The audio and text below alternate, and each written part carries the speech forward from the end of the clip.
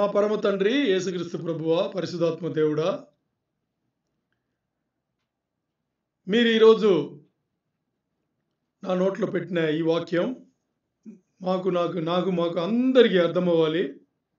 అది మేము ఈ రోజు నుంచే జీవితంలో గైకొని మీకు మహిమకరంగా మేము జీవించాలని,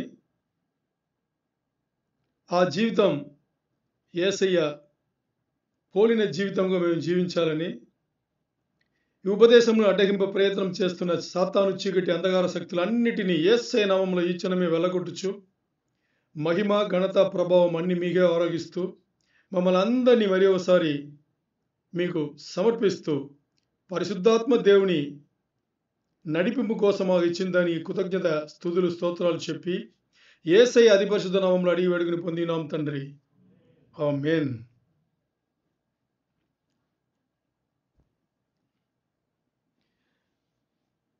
మన అందరి కూడా జీవితంలో గెలవడానికి బాగా వినండి. స్క్రీన్ చూడకండి, స్క్రీన్లో మీకు ఇది అర్థం కాదు.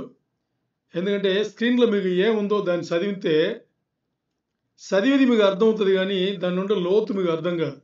అందుకని నా వైపు మీరు విన్నారనుకోండి, బాగుంటుంది. ఎందుకంటే ఈరోజు మనకిచ్చిన దేవుడు మనకిచ్చిన వాక్య భాగం వచ్చేసి సామెతల గ్రంథం నుంచి. మామూలుగా సామెతల గ్రంథంలో భయంకరంగా ఉంటుంది కదా, మామూలుగా ఉంటుంది, చాలా లోతుగా ఉంటుంది. అందుకని మీరు అక్కడ చూసి తిరిగినా ఇక్కడ మీరు చూస్తే చాలా బాగుంటుంది. ఇప్పుడు మన జీవితంలో గెలుపు అనేది ఉంది కదా, అది విశ్వాస బిడ్డలకు ఉందా లేదా? జీవితంలో గెలుపు అనేది విశ్వాస బిడ్డలకు ఉందా లేదా? ఉంది కదా, అందరికీ ఉంది. అన్యులకు ఉంది, మనకు కూడా ఉంది. మరి అన్యుల గెలుపు వేరేలాగా ఉంటుంది, విశ్వాస బిడ్డల గెలుపు వేరేలాగా ఉంటుంది.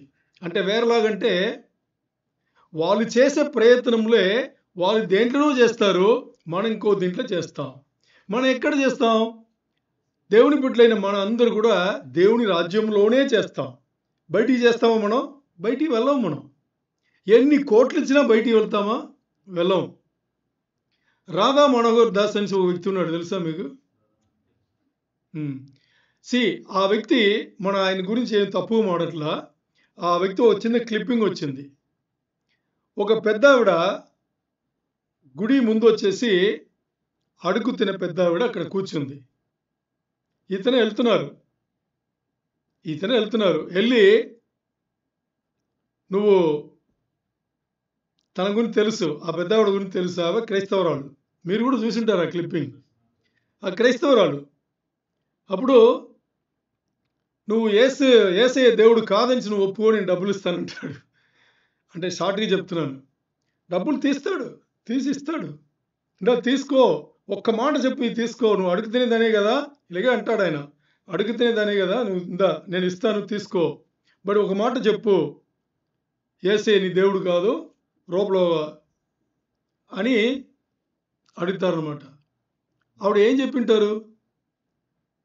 నువ్వు ఎంతన్నా ఇవ్వు, నేను యేసయ్యని మాత్రం కాదని చెప్పను అంటారు.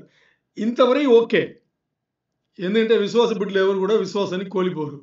దానికి ఈయన ఓ మాట అంటాడు, అడుక్కు తినేదానికే, ఇలాగే అంటాడు ఆయన, అడుక్కు తినేదానికే ఇంత పౌరుషం ఉంది, వదలట్లేదు మన వాళ్ళు, మనం ఏం చేస్తామంటే ఒక లెసన్ ఇస్తాడు ఆయన. అది ఆయన ఇష్టం, వాళ్ళ ఇస్తున్నాడు. అది మన జీవితాలు ఎలాగుంటుందంటే, అడుక్కు తినే స్థాయిలో ఉన్నా కానీ విశ్వాసం అయితే యేసయ్య పైనే. ఆవిడకి ఎంత బాగా అర్థమైందంటే, నేను అడుక్కు తిన్నా, అలాంటి పరిస్థితుల్లో యేసయ్య నన్ను పెట్టినా, నాకు యేసయ్యే దేవుడు.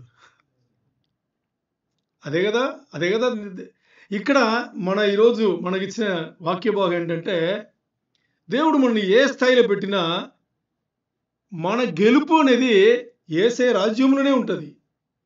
యేసయ్య రాజ్యంలో వదిలిపెట్టి మన గెలుపు అనేది ఇంకా ఏమీ లేదు. సరే, ఇప్పుడు అలా చూస్తే యేసయ్య రాజ్యంలోనే గెలుపు అంటే, అన్యులు కోట్లు పెట్టి బంగ్లాలు కట్టుకుంటున్నారు. వాళ్ళ భార్య పిల్లలను మంచిగా ఎక్కడో స్టార్ హోటల్, ఆ హోటల్, ఈ హోటల్ అని రిసార్ట్ కానీ అక్కడెక్కడ తీసుకెళ్తున్నారు. అంటే వాళ్ళ మ్యారేజ్ వాళ్ళకి బాగుంది. అంటే భార్యాభర్తల మధ్యలో మంచిగా ఉన్నారు కాబట్టి పిల్లలతో సహా అందరు జాలీగా సంతోషంగా వెళ్ళి బయట తినడం, బయటికి టూర్లు వెళ్ళడం, పిల్లలు ఎక్కువ చదువులు ఫారిన్గా అన్ని పంపించి చదివించడం, ఇంకా వాళ్ళు చేసే ఉద్యోగాలు కానీ లేకపోతే వ్యాపారం కానీ కోట్లు సంపాదించేట్టుగా ఇవన్నీ బాగానే ఉంది. అలాంటి జీవితం యేసయ్య రాజ్యంలో మనం జీవిస్తే మనకు ఉండదా? దేవుని బిడ్డలో ఉండదా? ఉంటుందా? ఉండదా? డౌట్ ఉంది. డౌట్ ఉంది మనకు. అలాంటి ఒక గొప్ప జీవితం యేసయ్య బిడ్డలకు ఉంటుందా? ఉండదా? గట్టిగా చెప్పాలి అందరూ. ఉంటుందా? మరి మనం ఎందుకు ఉండట్లేదు? నేను మనం ఉన్నాం అలాగా? ₹1,00,00,000 బంగ్లాలు ఎంతమంది ఉంది చెప్పండి? ఎంతమంది భార్యాభర్తలు కలిసి అర్థం చేసుకుని మంచి అండర్స్టాండింగ్తో వాళ్ళ పెళ్ళిని కొనసాగిస్తున్నారు. ఇంకోటి, పెళ్ళి అనేది ఏం తెలుసా మీకు? పెళ్ళి అనగానే మనకు గుర్తొచ్చేది, నా వచ్చిన భార్య ఇంత పొడవు, ఇంత లావ్, ఈ రంగు, ఇంత తీసుకొచ్చింది. దీని తప్పితే ఏమైనా గుర్తొస్తుందా? నా భార్య అందంగా ఉంది, లేకపోతే నా భర్త ఇలాంటి వాడు, మంచివాడు, అలాంటి వాడు, చెడ్డవాడు, తాగుబోతూ, ఏదో ఇదే గుర్తొస్తుంది. కానీ పెళ్ళి అనగానే అది ఏ క్షణం నుంచి ముడిపడి వచ్చారో ఆ క్షణం నుంచి యేసయ్యని చేరే వరకు అది గెలుపు, అంటే విజయవంతంగా వెళ్ళాలి అనే తలంపు ఎవరికి రాదు. అలాగే మన ఉద్యోగం అనగానే నాకు ఇంత వచ్చేయాలి, ఏం చేయాలి మరి, ఇంతే వస్తుంది అనే ఫీలింగ్ ఉంది. కానీ ఇంకా పిల్లలతో మన రిలేషన్షిప్ చూస్తే మనం చెప్తే వాళ్ళు వినాలి అంతే. పిల్లలనగానే నేను చెప్తే వినాలి. ఏమన్నా రూల్ అది? మనం చెప్తే వినాలి. మనం చెప్పేది కూడా మనకి తెలిసి చెప్పాలి కదా. ఇప్పుడు పేరెంట్స్ అయితే మాత్రం, తల్లిదండ్రులు అయితే మాత్రం ఏమైనా చెప్పేస్తామా? ఏం చెప్పినా వాళ్ళు వినాలా? లేదు కదా. ఇక్కడ అర్థం చేసుకుని ఏది ఏంటి అనేది అర్థం చేసుకుని జీవితంలో మనం కొనసాగమనుకోండి, బాగుంటుంది. మరి ఇప్పుడు యేసయ్య రాజ్యంలో యేసయ్య బిడ్డలకు గెలుపు అనేది అన్నిలాగా ఉంటుందా? ఉండదా? అంటే అందరూ ఉంటుంది అన్నారు. నిజమే, ఉంటుంది. అంటే మనం కోట్లు పెట్టి బంగ్లాలు కట్టుకోవచ్చా? డౌట్ వస్తుంది. కట్టుకోవచ్చు. పెళ్లి, భార్యాభర్తలు ఆ సంబంధం ఉంది కదా, పెళ్ళైన రోజు నుంచి యేసయ్య మనం తీసుకెళ్లే పర్యంతం ఎంత బాగా వెళ్తుంది. చాలా చక్కగా పెట్టుకోవడానికి మనకు అవకాశం ఉందా లేదా? ఉంది. పెట్టుకుంటున్నామా? ప్రశ్నార్థకరమే. ఇంకా మన పిల్లలు, వాళ్ళతో మన రిలేషన్షిప్, ఆ బంధం ఉంది కదా, ఎలా తీసుకెళ్తున్నావు? తెలిసి ఇలాగే తీసుకెళ్లాలని తెలిసి తీసుకెళ్తున్నామా? లేదు, మనకి లోకం నుంచి ఏమి నేర్చుకున్నామో దాన్ని బేస్ చేసుకుని అలా తీసుకెళ్ళిపోతున్నామా? ఇంకా ఉద్యోగం, వ్యాపారాలు చేస్తుంటే మనం తెలిసి చేస్తున్నామా? అందరు చేసినట్టుగా చేస్తున్నామా? కదా. ఎందుకు ఇప్పుడు నేను చెప్పిన ఈ 4 ఏరియా, ఏమేమి ఏరియా? మొదటిది పెండ్లి, రెండవది పిల్లలతో సంబంధాలు, మూడవది మనం చేసే ఉద్యోగాలు లేకపోతే వ్యాపారములు, నాలుగవది మనం ఆర్థిక పరంగా ఎంత బాగుండాలి అనేది. ఇవన్నీ మనం తెలిసి చేస్తున్నామా? తెలియకుండా చేస్తున్నామా? తెలీదు. తెలిసిన దాన్ని బట్టి చేస్తున్నాం. మనకేం తెలుసో దాన్ని బట్టి చేస్తున్నాం. కానీ ఎలా చెయ్యాలి అని తెలుసుకుని ఎవరు కూడా చేయట్లేదు. ఎందుకు మన జీవితాలు ఇలా ఉన్నాయంటే దానికోసమే. తెలిసిన దాన్ని బట్టి చేస్తే, ఇప్పుడు ఒక పరీక్షకు మీరు తయారవుతున్నారు. ఎలా తయారవుతున్నారు? ఇద్దరున్నారు మీరు. ఒకరు ఏ, ఇంకొకరు బి అనుకుందాం. ఈ ఏ వ్యక్తి ఎలా తయారవుతున్నాడంటే తనకు ఏం తెలుసో దాన్ని బేస్ చేసుకుని వెళ్ళి రాయేసి వస్తా అని చెప్పేసి తయారవుతున్నాడు. ఇంకో వ్యక్తి ఆ పరీక్షకు ఏమి కావాలో దానికి నేను ఎలా తయారవ్వాలో అని తెలిసి తయారవుతున్నాడు. ఎవరు పాస్ అవుతారు? బిఏ కదా పాస్ అయ్యేది. ఇప్పుడు మనం ఏ కేటగిరీలో ఉన్నాము? నేను మీరు అందరూ కూడా ఏలోనే ఉన్నాం. ఇప్పుడు ఏ నుంచి బి కేటగిరీ రావాలంటే ఏం చేయాలి? దానికి సమాధానం దేవుడిచ్చాడు. దానికి సమాధానం దేవుడిచ్చాడు. సామెవేలు గ్రంథం నుంచి ఇచ్చాడు. ఉండండి, సామెవేలు గ్రంథం నుంచి దేవుడిచ్చాడు. ఓకే, ఇప్పుడు ఏంటి సమాధానం ఏంటి? స్క్రీన్‌ని చూడొద్దంటే దాన్ని మీరకూడదు. స్క్రీన్ చూడకూడదంటే దాన్ని మీరకూడదు. ఓకే, ఇప్పుడు దానికి సమాధానం దేవుడిచ్చాడు. ఏం చెప్తున్నాడంటే పరిశుద్ధ గ్రంథ సూత్రాలు. మీకన్నా అర్థమైందా? నేను తెలుగే మాట్లాడాను. బైబిల్ ప్రిన్సిపల్స్ ఏమంటారు? Bible principles. సరే, నేను మీకు క్లారిటీగా మీకు అర్థం చేయించని ఇలా చెప్తా. ఇప్పుడు ఓ పెద్ద కొండ, మనకు తెలిసిన ఈ లోకంలోనే ఏ కొండ పెద్దది చెప్పండి? నేను కొండ అడిగితే మీరు పీక్ ఏమంటారు? మౌంట్ ఎవరెస్ట్ కొండ కాదు, కొండ పైన ఉండేది కొండనేనా?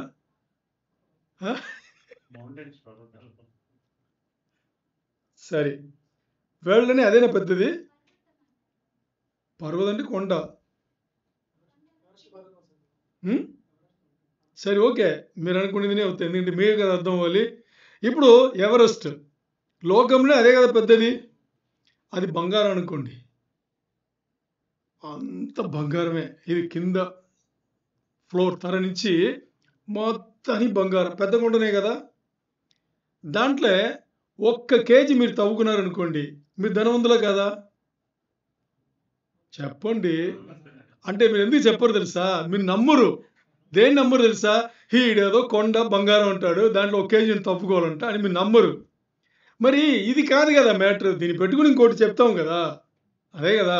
ఓకే, ఇప్పుడు అంత పెద్ద పర్వతం బంగారం, బంగారంలో ఒకటిని తవ్వి దాన్ని పెట్టుకుంటే దాన్ని నగ్గెట్ అంటారు. ఇప్పుడు చికెన్ ఉంది, చికెన్ అంటే దేని చెప్తారు? కోడినే చికెన్ అంటారు. అంటే ఓ కోడిని చికెన్ అంటారు. చికెన్ నగ్గెట్ అని దేని చెప్తారు? అంటే మీకు అర్థం అవ్వాలని చెప్తున్నా కదా.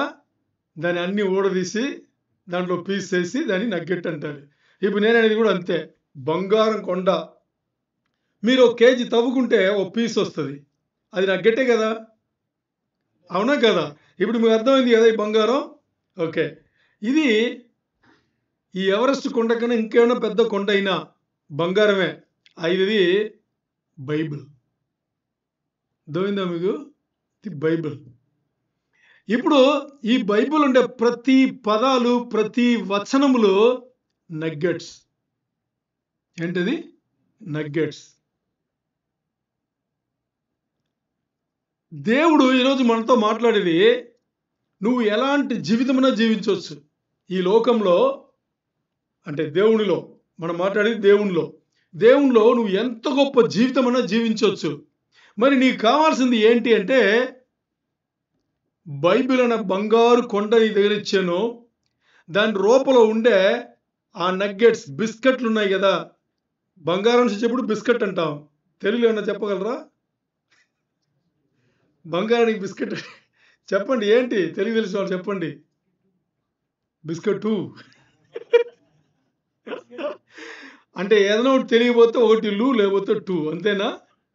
లేకపోతే ను, ఈ 3 వదిలితే ఇంకేం ఉండదు. ఓకే, బిస్కెట్ మనకు అర్థమైంది. ఇప్పుడు బంగారం కొండ బైబిల్ అయితే దాని నుంచి తీసే బిస్కెట్, అదే నగ్గెట్ అంటారు ఇంగ్లీష్లో. ఆ బిస్కెట్, ఇప్పుడు ఎంతమంది బంగారం బిస్కెట్లు అంటే ఇష్టం? అందరి ఇష్టమే, ఎందుకంటే అది సంపద. సంపన్నులు అవ్వాలంటే దాన్ని పెట్టుకుంటారు, దాన్ని కొనుక్కుంటారన్నమాట. అంటే డబ్బు పోగు చేసి. ఇప్పుడు మన ఊర్లో కూడా చూడండి, బిస్కెట్లు కొనరు కానీ, బంగారం బిస్కెట్లు కొనరు కానీ నగలు చేసుకుంటారు కదా. చేయని వాళ్ళు ఎవరన్నా ఉన్నారా? ఏదో ఒకరిద్దరు మీలాంటి వాళ్ళు, నాలాంటి వాళ్ళు ఉన్నారా ఏమో, ఇంకా బంగారం ఇష్టం లేకపోతే అలా ఉన్నారా ఏమో. మరి బంగారం ఇష్టపడిన వాళ్ళు ఎవరన్నా ఉన్నారంటే ఎవరు లేరు. ఎందుకంటే ఆ బంగారం తినగలమా? తినలేము. ఇప్పుడు కోటీశ్వరులు ఉన్నారు, కేజీలు కాదు, టన్ను లెక్కన పట్టుకున్నారు, దాచిపెడతారు, బంగారం పెడతారు. ఎందుకు? రేపు ఆపద వచ్చేటప్పుడు పనికి వస్తుందని చెప్పేసి కదా. అలాంటి జీవితం మనం జీవించడానికి దేవుడైనా అడ్డగిస్తున్నాడా? మన దేవుడైనా అడ్డగిస్తున్నాడా? లేదు. మరి ఎందుకు మనకు అలాంటి జీవితం మనకు రాలేదంటే మనకు తెలియదు. అలాంటి జీవితం మనం కూడా జీవించవచ్చు అనేది తెలియదు. దానికి ఈరోజు దేవుడు సమాధానం ఇస్తున్నాడు. చూద్దాం ఆ సమాధానం. తీయండి. సామెతలు 3:13, 14, 15, 16 4 వచనములు. మైక్ తీసుకోండి, గట్టిగా చదవాలి. Proverbs 3rd chapter verse 13 to 16. సామెతలు 3వ అధ్యాయంలో 13వ వచనం నుంచి చదవండి. జ్ఞానము సంపాదించినవాడు ధన్యుడు. జ్ఞానము సంపాదించినవాడు ధన్యుడు. వివేచన కలిగిన నరుడు ధన్యుడు. వివేచన కలిగి ఉన్న నరుడు ధన్యుడు. చాలు ఉండండి. ఏమన్నా అర్థమైందా మీకు?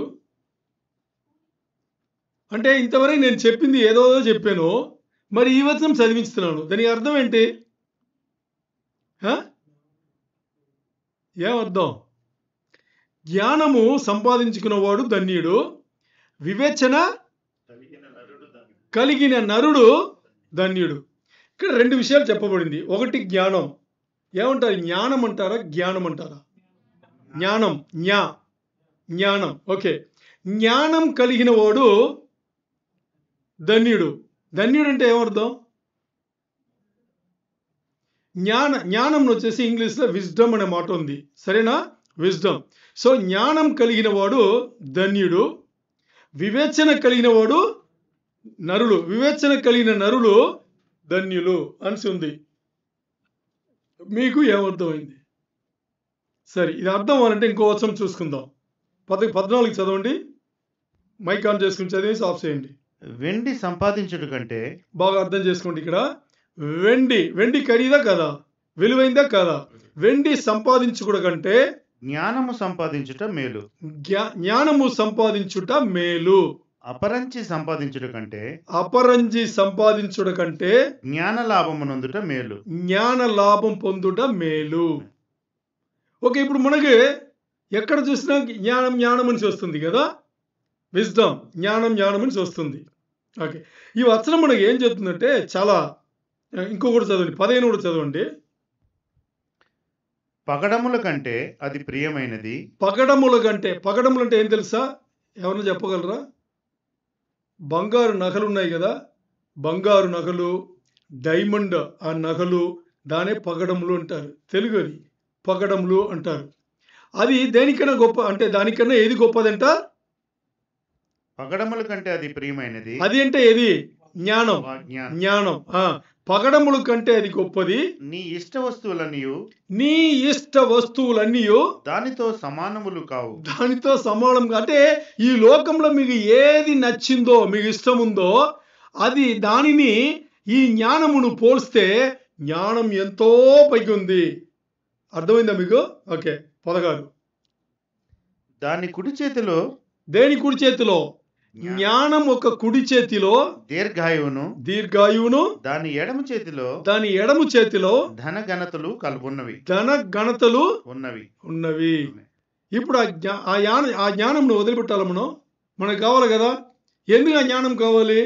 చూస్తే దీనికన్నా ఒక ట్రెషర్ అంటే సంపద, సొమ్ము, సంపద, దీనికంటే ఎక్కువైనా ఉందా?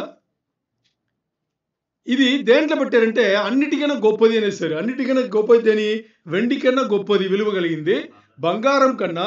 ఇంకా మీరు పగడములు అంటే నగలు, మీరు ఏవేమి మెటల్స్ నగలు చేస్తారో అన్నిటికన్నా చాలా ఖరీదైన మెటల్ ఏం తెలుసా? ప్లాటినం. చాలా ఖరీదైన మెటల్ ప్లాటినం. దాంట్లో నగలు చేస్తున్నారు. పగడములు అంటే మీ దగ్గర ఉండే నగలు ప్లాటినం అయి ఉండొచ్చు, వజ్రాలు అయి ఉండొచ్చు, లేకపోతే బంగారం అయి ఉండొచ్చు, వెండి అయి ఉండొచ్చు, ఏదన్నా అయి ఉండొచ్చు. దానికన్నా గొప్పది జ్ఞానం. ఇంకోటి, ఈ లోకంలో మీకు ఏదైతే ఇష్టపడి ఉన్నారో, మీకు ఇదంటే పిచ్చ ఇష్టం అనుకోండి, దానికి జ్ఞానం సమానమే కాదు, మీరు అనుకున్నది చాలా చాలా తక్కువ అని వచనం చెప్పింది. ఇప్పుడు ఆ జ్ఞానం మనకు కావాలా వద్దా? కావాలి. మరి ఇంతవరకు కలిగి ఉన్నామా లేదా అంటే లేదు. ఎందుకు అంటే మనకు తెలియదు. దాన్ని ఎలా పొందుకోవాలని మనకు తెలియదు. ఇప్పుడు మీకు ఒక్క విషయం మీ మనసు నుంచి తీసేస్తే ఈ వచనములు ఏం చెప్తుందో ఆ స్థాయికి మనం రావచ్చు. ముందు ఆ మనసు నుంచి తీయగలరా మీరు? నేను చెప్పిన తర్వాత తీయగలరా? ఏంటి అని చెప్తా. దేవుడు ఒక విషయము మీకు ఇది ఇవ్వబడింది, మీ వల్ల అవుతుంది అని చెప్పిన తర్వాత మనం నమ్మాలా వద్దా? అంతేనా? ఓకే. ఇప్పుడు ఈ వచనంలో చెప్పింది దేవుడా నేనా? పరిశుద్ధాత్మ దేవుడు రాపిచ్చాడు.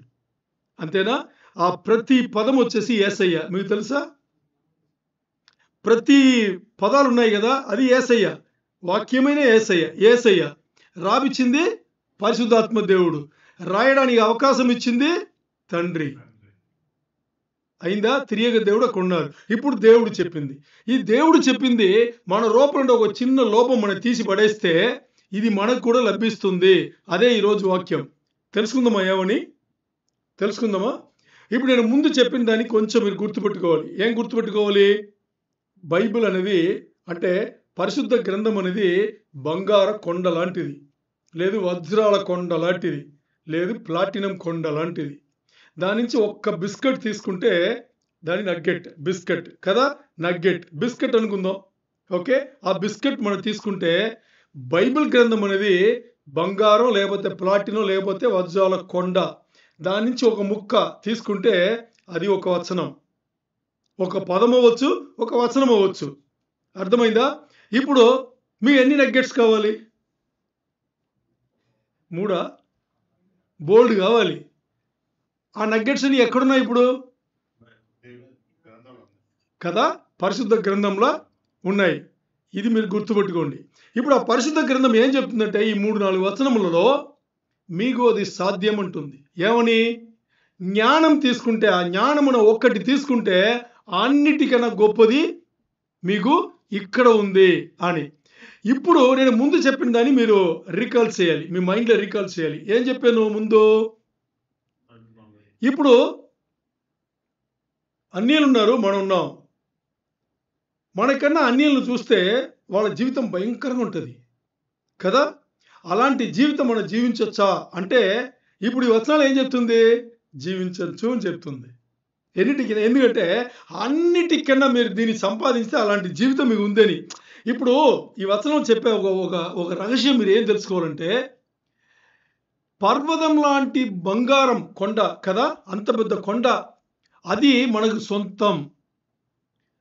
ప్లాటినం కొండ మనకు సొంతం, వజ్రాల కొండ మనకు సొంతం. అయితే మనం ఎంత పెద్ద ధనవంతులు కదా. మరి ఇక్కడ దీనికన్నా పెద్దది జ్ఞానం కలిగిన వాడు ధన్యుడు అని చెప్తే మనకు అవన్నీ వచ్చినట్టే కదా, ఉన్నట్టే కదా. ఇప్పుడు అది రావడానికి ఏం చేయాలి? ఆ జ్ఞానం అనేది తీసుకోవడానికి మనం ఏం చేయాలి? ఇప్పుడు మన ధన్యులు అవ్వాలంటే, ధనవంతులు అవ్వాలంటే, సంపన్నులు అవ్వాలి అంటే, డబ్బుగల వాళ్ళు అవ్వాలి అంటే ఏం చేయాలి? చూడండి, ఇక్కడ నేను బంగారం, ప్లాటినం, వజ్రాలు, డబ్బు అని మాట్లాడగానే నేనేదో మీకు ఫైనాన్స్ గురించి అంటే ఆర్థికం సంబంధించిన దాని గురించి ఏదో మాట్లాడుతున్నాను అనుకోవద్దు. అది కాదు ఇక్కడ, అది కాదు. అది మీకు అర్థం అవడానికి నేను ఎగ్జాంపుల్గా తీసుకొస్తున్నా. మరి నిజంగా ఏం మాట్లాడుతున్నావు? దానికన్నా ఎంతో విలువైంది, దానికన్నా ఎంతో గొప్ప, దానికన్నా ఎంతో మంచి జీవితం ఇవ్వగలిగిన ఒక జీవితం గురించి మాట్లాడుతున్నాం. మరి ఇంత గొప్ప ఈ జీవితము ఇది జ్ఞానం ద్వారా వస్తుందంటే, ఆ జ్ఞానం కలిగిన జీవితం జీవించేటప్పుడు నా దగ్గర బంగారం, వజ్రాలు, ఈ ప్లాటినంలు ఉండవా? ఉంటుంది. ఎవరన్నా కన్ఫ్యూజ్ అయ్యారా? అందరూ వినట్టు ఉన్నారు.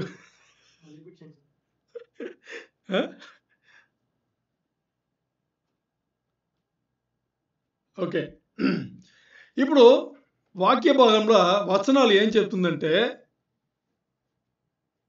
బంగార కొండైనా, వజ్రాల కొండైనా, ప్లాటినాల కొండ అయినా, లేదు మీ జీవితాల్లో ఏది మీరు పిచ్చపిచ్చగా ఇష్టపడుతున్నారో అదైనా దానికన్నా పెద్దది ఏంటి? జ్ఞానం కదా. మరి ఆ జ్ఞానం కలిగిన ఒక జీవితంలో మనం ఉంటే మన దగ్గరే మన జీవితంలో జ్ఞానం కలిగి ఉన్నాము. ఆ జీవితంలో బంగారం, వజ్రములు, ప్లాటినములు, డబ్బులు, ఈ సంపద ఉంటుందా ఉండదా అని నేను ప్రశ్న వేశా. అది ఉంటది, ఇది కూడా ఉంటది అనేది ఇక్కడ మాట. అంటే అన్నీ ఉంటది. అంటే ఒక విశ్వాస బిడ్డ ఇవన్నీ కలిగి ఉండడం తప్ప రైట్ అంటే తప్పు కాదు. అదే వాక్యం చెప్పింది, తప్పు కాదు. మీరు అన్నిటికన్నా పైన ఇది ఉంటదంటే ఇది కూడా ఉందనే మాట. సరే, ఇప్పుడు అది ఏంటి ఎలాగా అని ఈరోజు మనం చూడబోయేది చాలా ప్రాక్టికల్. ఏంది ఏదో చెప్పేసి అలా వినేసి బాగుందని చెప్పేసి అలానని కాదు. ప్రాక్టికల్ అంటే క్రియాశీలకమైన ఒక పాఠం. ఇది చెప్పగానే పట్టుకుని వెళ్ళిపోయి ప్రాక్టీస్లో పెట్టాల్సిందే. ఈ క్షణం ఇచ్చే ప్రాక్టీస్లో పెట్టాల్సిందే. ఓకే, ఇప్పుడు మనం ఏం చేస్తామంటే ఓ ప్రశ్నతో మొదలు పెడతాం. ఎంతమందికి దేవుని రాజ్యంలో దేవుని చక్కగా సేవిస్తూ ధనవంతులుగా ఉండాలి? అందరికీ ఉంది కదా. ఓకే, మరి ఇంకోటి మీరు గుర్తుపెట్టుకోవాలి. ఏం గుర్తుపెట్టుకోవాలి? కొంచెం లోతుగా వెళ్తుంది, కొంచెం గుర్తుపెట్టుకోండి. ఏం గుర్తుపెట్టుకోవాలంటే యేసయ్య ఒక చోట్ల చెప్పినారు. ఏమని? ఒకటి దేవునికి సేవ చేయి, లేకపోతే డబ్బుకి సేవ చేయండి. చెప్పాడా లేదా? చెప్పారు. మరి ఇప్పుడు మనం ఏం మాట్లాడుతున్నాం? దేవుని సేవలో బాగా చేస్తూ డబ్బు కూడా కలిగి ఉండడం మనం మాట్లాడుతున్నాం. మరి యేసయ్య ఎలా చెప్పారు? యేసయ్య చెప్పిందే కదా కరెక్ట్. నువ్వు డబ్బుకు సేవ చేస్తే అక్కడే వెళ్ళిపో, దేవునికి సేవ చేస్తే దేవునికి సేవ చేయి.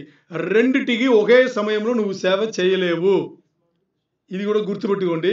చివర్లను మీరు అడగాలి. ఏం చేయాలి? ఉపదేశమైన చివర్లు మీరు అడిగితే నేను క్లారిటీ ఇస్తా. ఎందుకంటే ఉపదేశంలో క్లారిటీ రాదు. మీరు ఇంటికి వెళ్ళిన తర్వాత మీకు డౌట్ వస్తుంది. యేసయ్య అలా చెప్పారు కదా, మరి ఎలా ఇది అని వస్తుంది. అందుకని చివరి దాన్ని కూడా క్లారిటీ తీసుకోండి. సరే, ఇప్పుడు అదే సామెతలు 3:13, 14, 15, 16 ఎక్కడైతే జ్ఞానం అని వచ్చిందో అక్కడ ఆ జ్ఞానం అనే పదం మీరు పొలగకూడదు. ఏం పొలగాలి తెలుసా? పరిశుద్ధ గ్రంథ సూత్రాలు అని పొలగాలి. అర్థమైందా? చదవండి ఇంకోసారి. పరిశుద్ధ గ్రంథ సూత్రాలు సంపాదించోడు ధన్యుడు. ఇప్పుడు అర్థమైందా మీకు? పరిశుద్ధ గ్రంథం నుంచి సూత్రాలు ఎవరు సంపాదించుకుంటారో వాళ్ళు ధన్యులు. ఇంకా పరిశుద్ధ గ్రంథ సూచనలు కలిగిన నరుడు ధన్యుడు. పరిశుద్ధ గ్రంథ సూత్రాలు కలిగిన వాడు ధన్యుడు. ఇప్పుడు మీకు బాగా అర్థమవుతుంది. 14 పరిశుద్ధ గ్రంథ సూత్రాలు కరెక్టే, చెప్పండి. వెండి సంపాదించడం కంటే పరిశుద్ధ గ్రంథ సూత్రాలు సంపాదించడం మేలు. వెండి సంపాదించడం కంటే పరిశుద్ధ గ్రంథ సూత్రాలు సంపాదించిన వాడు మేలు. ఇంకా అపరంజి సంపాదించడం కంటే, అపరంజి ఏంటి? అపరంజి సంపాదించడం కంటే పరిశుద్ధ అపరంజిని ఇంగ్లీష్ లో రూబీ అంటారు. ఏమంటారు? రూబీ అంటారు. దాని తెలుగులో అపరంజి అంటారు. అపరంజి సంపాదించడం కంటే, అపరంజి సంపాదించుకున్న కంటే పరిశుద్ధ గ్రంథ సూత్రాలు పొందుట మేలు. పరిశుద్ధ గ్రంథ సూత్రాలు పొందుట మేలు. ఇంకా 15 పగడముల కంటే, పగడములు అవి ప్రియమైనవి. ఏవి? పరిశుద్ధ గ్రంథ పగడములు కంటే పరిశుద్ధ గ్రంథ సూత్రాలు ప్రియమైనవి. నీ ఇష్ట వస్తువులన్నీ వాటితో సమానము కావు. దేనితో? నీ ఇష్ట వస్త్రాలన్నీ పరిశుద్ధ గ్రంథ సూత్రాలకు సమానము కాదు. దాని కుడి చేతిలో, దేని కుడి చేతిలో? పరిశుద్ధ గ్రంథ కుడి చేతిలో పరిశుద్ధ గ్రంథ సూత్రాల కుడి చేతిలో దీర్ఘాయువును, పరిశుద్ధ గ్రంథ సూత్రాలు ఎడమ చేతిలో, పరిశుద్ధ గ్రంథ సూత్రాల ఎడమ చేతిలో ధన ఘనతలు ఉన్నవి. ఇది కావాలా వద్దా? అయ్యలారా, అమ్మలారా, కావాలా వద్దా? దేవుడు అడుగుతున్నాడు ఈరోజు. కావాలి కదా. అది ఇప్పుడు ఈ 4 వచనాలు తేటగా అర్థమైందా ఏమని? సరే, ఇక్కడ చూస్తే ఏంటంటే పరిశుద్ధ గ్రంథంలో ఇవన్నీ దాయబడిందండి. ఏది ఇప్పుడు మాట్లాడింది అన్నీ వెండి కానీ, బంగారం కానీ, ప్లాటినం కానీ, వజ్రాలు కానీ, మీరు కరెన్సీ నోటు కానీ, మీ ఏ దేశం ఉన్నారో ఆ దేశ కరెన్సీ నోటు కానీ అన్నీ ఎక్కడ దాయబడింది? పరిశుద్ధ గ్రంథంలో దాయబడింది. సరే, ఇప్పుడు ఒక టెస్ట్ పెట్టుకుందాం. టెస్ట్ అంటే అవుతుందా అవదా అని చూసుకుందాం. ఇప్పుడు మన బంగార కొండ నుంచి ఒక కొండని మాట్లాడాం కదా. ఏ కొండ అది? ఏ కొండ అది కదా? ఎవరెస్ట్, మౌంట్ ఎవరెస్ట్ నుంచి మాట్లాడుకున్నాం. ఇప్పుడు అక్కడ వెళ్ళి అక్కడ ఉండేది రాయే కదా, బండరాయి. ఇప్పుడు ఆ బండరాయిలో మనం 1 కేజీ తవ్వి తీసుకురంటే అక్కడ ఉండేవాళ్ళు ఒప్పుకుంటారా? ఎవడు ఒప్పుకోరు. ఓకే, ఇప్పుడు మీరు ఇక్కడి నుంచి మీరు అక్కడ వెళ్ళి తవ్వి తీసుకురావంటే ఎంత కష్టం? అది కష్టమో కదా? పోనీ మీరు ఆ దేశంలో ఉన్నారనుకోండి, మీరు ఎక్కడున్నారో అక్కడి నుంచి పని కట్టుకుని వెళ్ళి దాన్ని తవ్వి 1 కేజీ రాయి తీసుకురావాలంటే అవే పనే కాదు కదా? మరి పరిశుద్ధ గ్రంథం ఎక్కడుందండి? ఇప్పుడు ఎక్కడుంది? హృదయంలో ఉంది. చేతులుండేది పుస్తకం, అది ప్రింట్ చేసిన పుస్తకం. అది ఎప్పుడు హృదయం లోపల తాకుతుందో, హృదయం వెళ్ళిందో ఆ రోజు మీకు పని మొదలవుతుంది. మీకు తెలుసా? అది ఎప్పుడైతే పరిశుద్ధ గ్రంథంలో ప్రింట్లో ఉండే ఆ వచనం మీ హృదయమును వెళ్ళిందో, హృదయమును తాకిందో అప్పుడు మార్పు వస్తుంది. మామూలుగా రాదు. పరిశుద్ధ గ్రంథాలు 4-5 ఇంట్లో ఉన్నాయా లేదా? మీ ఇంట్లో ఎన్ని ఉన్నాయి? 4. మీ ఇంట్లో బోర్డు ఉన్నాయి కదా? అందరి ఇళ్ళలో పుస్తకాలు ఉన్నాయి. మరి ఆ పుస్తకాలు ఉండే ఒక్క పదం, ఒక్క వచనం ఎంతమందిని హృదయం తాకింది? అప్పుడు అది పనిచేస్తుంది. ఇప్పుడు మనకి ఏం అర్థం అవ్వాలంటే ఆ వచనంలో చాలా బాగా చెప్పారు. ఏం చెప్పారు తెలుసా? జ్ఞానం అంటే పరిశుద్ధ గ్రంథ సూత్రాలు సంపాదించిన వాడు ధన్యుడు. సూత్రాలు సంపాదించుకోమంటున్నారు. ఎందుకు సంపాదించుకున్న వాళ్ళు అనేసి ఉంది? అక్కడ సంపాదించుకున్న వాళ్ళు అనేసి ఎందుకు ఉంది? ఎందుకంటే అది వెండి కన్నా విలువైనది, బంగారం కన్నా విలువైనది, వజ్రాలు ప్లాటినం కన్నా విలువైనది కాబట్టి సంపాదించుకోండి అంటున్నారు. డబ్బుల కన్నా విలువైనది, అందుకని ఆ పదం వాడబడింది. తెలుగులో అదే కదా పదం వాడబడింది. దేని సంపాదించుకుంటారు? దీని కదా దీనికన్నా విలువైంది. దీని ముందు జ్ఞానం అంటే ఏంటి? పరిశుద్ధ గ్రంథ సూత్రాలను సంపాదించుకోండి అని ఇక్కడ చెప్పబడింది. ఓకే, ఇప్పుడు 2 విషయాలు. ఒకటి, పరిశుద్ధ గ్రంథంలో ఉండే సూత్రాలను ఏం చేయాలి? సంపాదించుకోవాలి. సంపాదించుకున్న తర్వాత అదే 13వ వచనంలో 2వ భాగం ఏం చెప్పింది తెలుసా? వివేచన కలిగిన వాళ్ళు, వివేచన కలిగిన నరులు ధన్యులు. దేంట్లో వివేచన కలిగిన నరులు? పరిశుద్ధ గ్రంథ సూత్రాల్లో వివేచన కలిగిన వాళ్ళు. వివేచన అంటే ఏంటి? దానికి 2 అర్థం ఉంది. వివేచన అంటే ఏంటి? 2 అర్థం. ఒకటి విభాగించి చూడడం, ఇంకోటి అర్థం చేసుకోవడం. ఇక్కడ అర్థం చేసుకోవడం అంటే పరిశుద్ధ గ్రంథ సూత్రాలను సంపాదించుకున్నవాడు ధన్యుడు, దాని అర్థం చేసుకున్నవాడు కూడా ధన్యుడే. అదే కదా చెప్పింది. ఇక్కడ మనకి ప్రాబ్లం ఎక్కడ ఉందంటే పరిశుద్ధ గ్రంథం మనకి పుస్తకంగా తెలుసు కానీ లోపల ఉండే ఆ సంపద మనకి తెలియట్లేదు. లోపల ఉండే సంపద అది మనకి తెలియట్లేదు. ఇక్కడ మనం చేయాల్సింది ఏంటి? లోపల ఉండే దీన్ని ముందు సంపాదించుకోవాలి. సంపాదించుకోవడం ఏంటి? అది నా దగ్గరనే కదా ఉంది. హార్డ్ కాపీయో, ఇది హార్డ్ కాపీ, ఇది హార్డ్ కాపీ. ఇప్పుడు సాఫ్ట్ కాపీ నాకు దీంట్లో ఉంది. ఎన్ని కాపీలు ఉన్నాయి కదా? అది కాదు సంపాదించుకోవడం అంటే. దాని లోపల ఉండే ఒక్క వచనం, ఒక్క పదం హృదయం తాకిందా, హృదయం మార్పు తీసుకొచ్చిందా, అది సంపాదించుకోవడం. ఓకే, ఇప్పుడు హృదయం తాకింది, లోపల వచ్చింది, మరి ఆ మార్పు తీసుకొచ్చింది కదా. తీసుకొచ్చిన దాని తర్వాత ఆ మార్పు ద్వారా నువ్వేం చేస్తున్నావు, ఆ మార్పు ద్వారా దేవుణ్ణిలో నువ్వేం చేస్తున్నావు అనేది ఇక్కడ వివేచన కలిగి ఉండడం. వివేచన కలిగి ఉండడం. ఈ 2 ఉంటే మిమ్మల్ని దేవుడు ఏమంటున్నాడు? నువ్వు ధన్యుడు అంటున్నాడు. దేవుడు అన్నాడా లేదా? నేను చెప్పిందా? దేవుడు అంటున్నాడు నువ్వు ధన్యుడు అంటున్నాడు. మరి దాంతో ఆగకుండా ఆ పరిశుద్ధ గ్రంథ సూత్రాలు నువ్వు సంపాదించుకుని నువ్వు అర్థం చేసుకుంటే అది వెండి కన్నా గొప్పది, బంగారం కన్నా గొప్పది, ప్లాటినం కన్నా గొప్పది, వజ్రాల కన్నా గొప్పది. మరి ఈ లోకంలో నువ్వు దేని ఇష్టపడుతున్నావో అది దీనికి సమానమే కాదు, ఇది ఎక్కడో ఉంది. ఇన్ని చెప్పిన తర్వాత మనకు పౌరుషం లేకపోతే ఎలా? ఏ ఊరు మీది?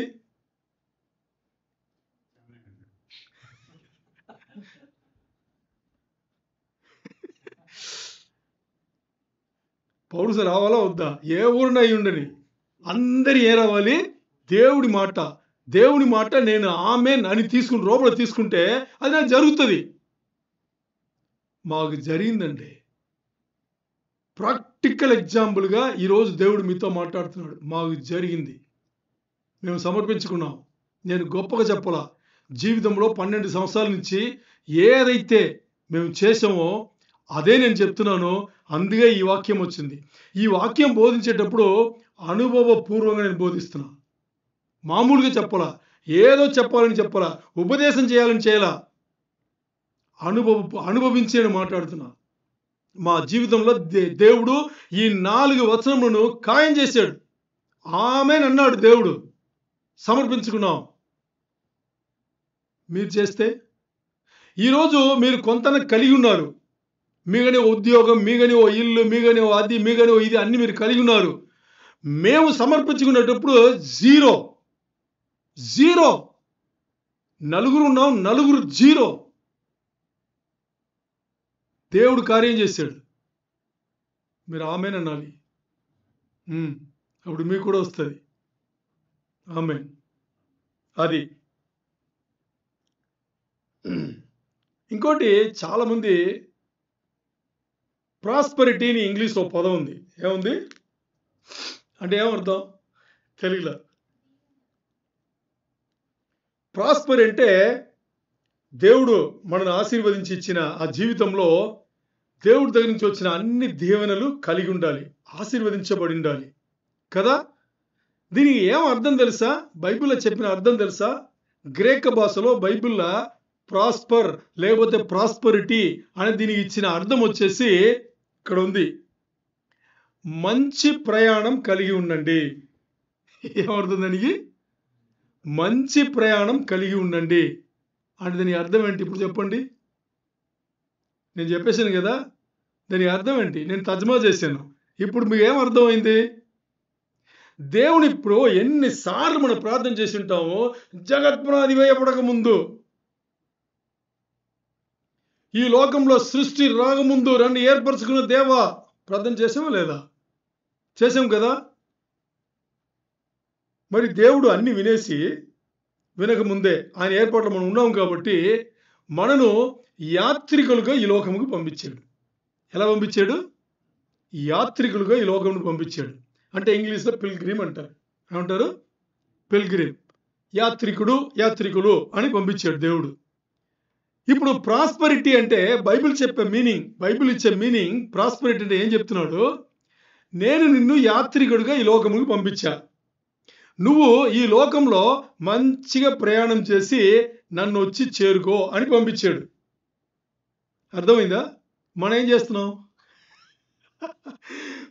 చేస్తున్నామని మనం తలుచుకుంటే మనకు నవ్వు వస్తుంది. ఎప్పుడన్నా దేవుడు నన్ను ఈ లోకంగా యాత్రికుడిగా పంపించి ఉన్నాడు. ఈ లోక జీవితం నాకు తాత్కాలికమే, టెంపరరీ.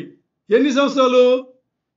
40, 50, 60, 80, ఇంకా మహా అయితే 100 కన్నా పైన ఎంతోమంది లేదు.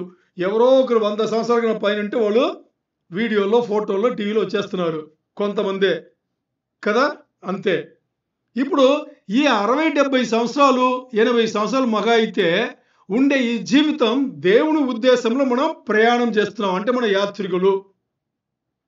మరి మన ఉద్దేశంలో మనం ఏం చేస్తున్నాం? ఈ లోకం నుండి దీన్ని అన్ని అనుభవించి లోకంని గెలిచి వచ్చేయాలని ప్రయత్నం పడుతున్నాం. ఇప్పుడు చివరికి కొంచెం కామన్ సెన్స్తో ఆలోచన చేస్తే చివరికి రెండు జరగవచ్చు. ఒకటి, దేవుని ఏర్పాటులో స్ట్రాంగ్గా మనం ఉన్నాము అంటే మనకు దేవుడు పరీక్షలు, శోధనలు ఇవన్నీ పెట్టి ఏం చేస్తాడు?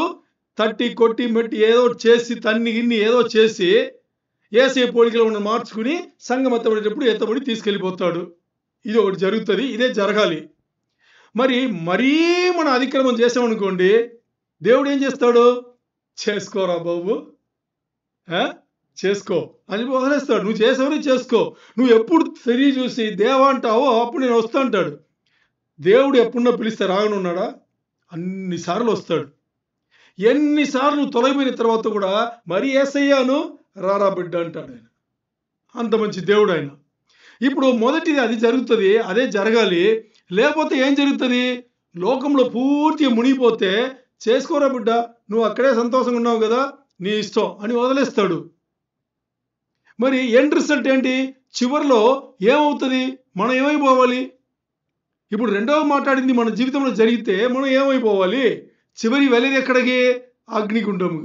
మనకు అది ఇష్టం కాదని తెలిసే ఏం చేస్తాం? లోకంలో పూర్తిగా మునిగిపోతాం. లోకం సంబంధించిన పనులే చేస్తుంటాం. లోకస్తులు ఎలా ఆలోచన చేస్తారో అదే ఆలోచన, లోకస్తులు ఎలా గొడవలు ఆడుకుంటారో అదే గొడవ, లోకస్తులకు ఎలా డిఫరెన్స్ ఆఫ్ ఒపీనియన్ ఉంటుందో మనకు కూడా అంతే. ఇప్పుడు ఈ జీవితంలో దేవుని మహిమపరుస్తున్నామా, కించపరుస్తున్నామా? ఆలోచన చేయండి. ఆయన గాయపరుస్తున్నాం, మామూలుగా గాయపరచలేదు. ఇక్కడ ఆయన పంపించింది దేనికోసం? యాత్రికులుగా వెళ్ళండి, మీ ప్రయాణం, మీకు ఇవ్వబడిన ప్రయాణం ముగించుకుని నా దగ్గర చేరండి అన్నాడు. అది ఇక్కడ కూర్చుని మనం ఉండే వాళ్ళందరూ కూడా ఇంకా ప్రత్యేకమైన వాళ్ళు. నిజంగా మనను ఎక్కడో పుట్టిన వాళ్ళు ఎక్కడో పంపించాడు ఆయన. ఎక్కడో పంపించి ఇంకా వేరలాంటి ఒక జీవితం ఇస్తున్నాడు. ఇప్పుడు మనం ఏం చేయాలి? అది చేస్తామా? చెయ్యం. సరే, ఇప్పుడు ఎంతమంది జీవితంలో మంచిగా రావాలి? ఇప్పుడు ముందు వేసిన ప్రశ్నగా అసలైన పాయింట్కి వస్తున్నాం. ఎంతమందికి ప్రాస్పరిటీ కావాలి? ఎంతమందికి దేవుడి దగ్గర నుంచి దీవెనలు కావాలి? ఆ దీవెనలు మీరు చేసుకున్న పెళ్ళి అవ్వచ్చు, మీ పిల్లలతో సంబంధాలు అవ్వచ్చు, మీ ఉద్యోగాలు, వ్యాపారాలు అవ్వచ్చు, లేకపోతే మీ ఆర్థిక వ్యవస్థ అవ్వచ్చు, మీకు సంబంధించిన ఆర్థిక వ్యవస్థ అవ్వచ్చు. అన్నిట్లో మీరు బాగుపడాలంటే ఏం చేయాలని చూసాము? పరిశుద్ధ గ్రంథంలో ఉండే సూత్రాలను పట్టుకోవాలి. బిస్కెట్గా తవ్వి ఇది ఒక్క బిస్కెట్, ఇది రెండో బిస్కెట్, ఇది మూడో బిస్కెట్ అని వేల లక్షల బిస్కెట్లు మీరు తీసుకోవచ్చు. దేవుడు తీసుకోమంటున్నాడు. మరి మీకు అన్ని బిస్కెట్లు బంగారంలోనో, వజ్రాల్లోనో, లేకపోతే ప్లాటినంలో ఉంటే మీరు ధనవంతులే కాదా? ఏమన్నా కొనుక్కోవచ్చు కదా. ఇక్కడ ట్విస్ట్ ఏంటంటే మీ ఇష్టం. మీరు వజ్రాల్లో బిస్కెట్లు చేసుకుంటారో, ప్లాటినంలో చేసుకుంటారో, బంగారంలో చేసుకుంటారో, లేకపోతే డబ్బులు కరెన్సీ కట్టలో పెట్టి ఇంట్లో పెట్టుకుంటారో పెట్టుకోండి. ఏం చేయాలి? ఇవన్నీ పెట్టుకోవచ్చు. పెట్టుకుని తింటే తప్పు లేదు. మరి ఆ పెట్టుకున్న జీవితంను ఏం చేయబోతున్నారు?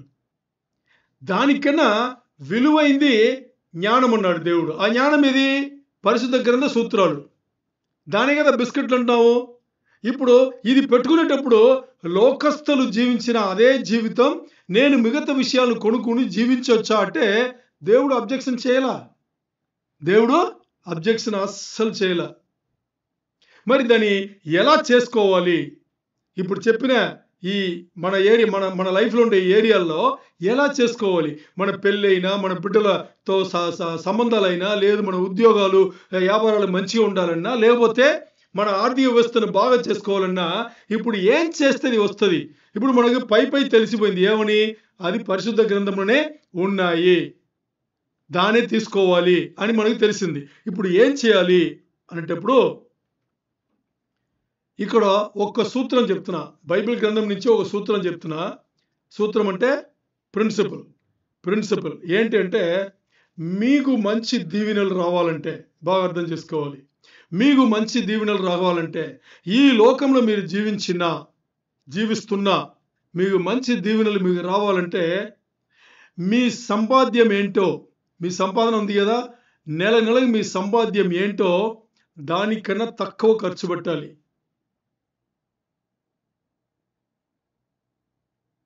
సీరియస్గా చెప్తున్నా, దానికన్నా తక్కువ ఖర్చు పెట్టాలి. అర్థమైందా? ఇది అర్థమైతే నెక్స్ట్ చెప్తా, లేకపోతే కన్ఫ్యూజ్ అవుతుంది.